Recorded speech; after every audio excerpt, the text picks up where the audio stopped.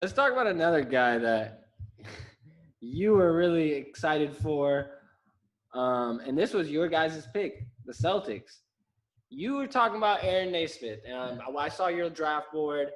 He was definitely up there. Obviously, with the injury issue, the Celtics fans are a little bit nervous. I get that. Same time, this guy has a lot of talent. And more importantly, I think he has a lot of potential. So, how do you see the fit with Boston? And do you think that Danny Ainge made the right pick? I give it a B minus because on my board, he was the fourth best player, right? But he was the second best player left available.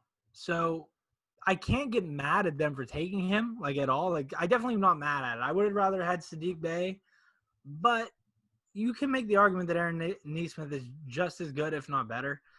His shooting, I don't know if that'll translate entirely because I don't think he can shoot 52% from deep on 8 threes a game. But defensively, he's good. I wish he was a little bit quicker on his feet, but you can work on that. He looks like he has quick hips, so he can turn quicker. I think defensively he can make a big shot. I think he could be a great 3-and-D player. And truthfully, I hate to keep going back to the Bulls, but I'd rather have Aaron Nesmith than Patrick Williams.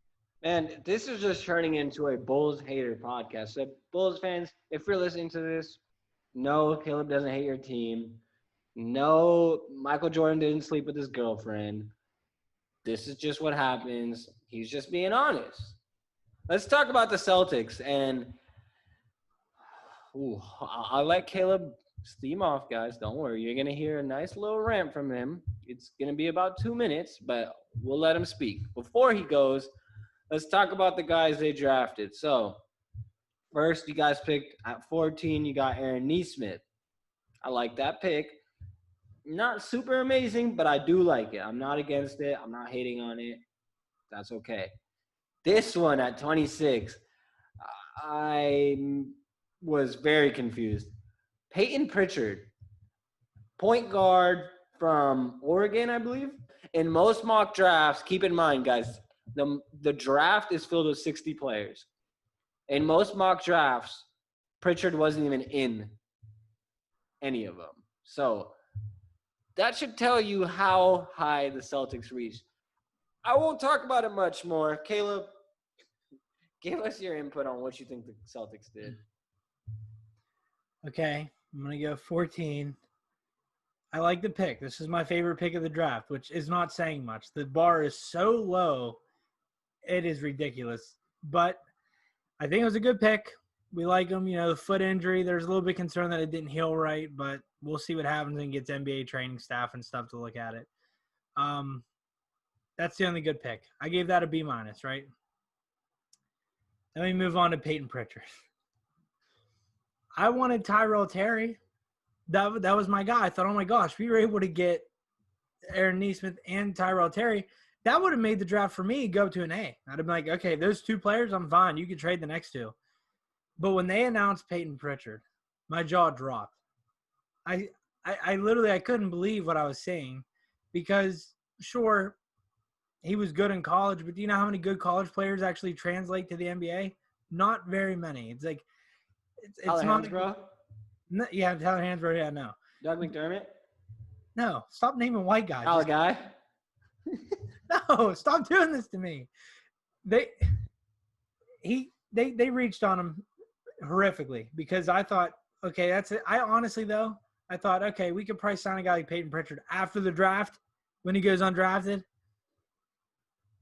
But we didn't. We didn't. Well, you guys have Carson Edwards though, so he's get that freak away from my team.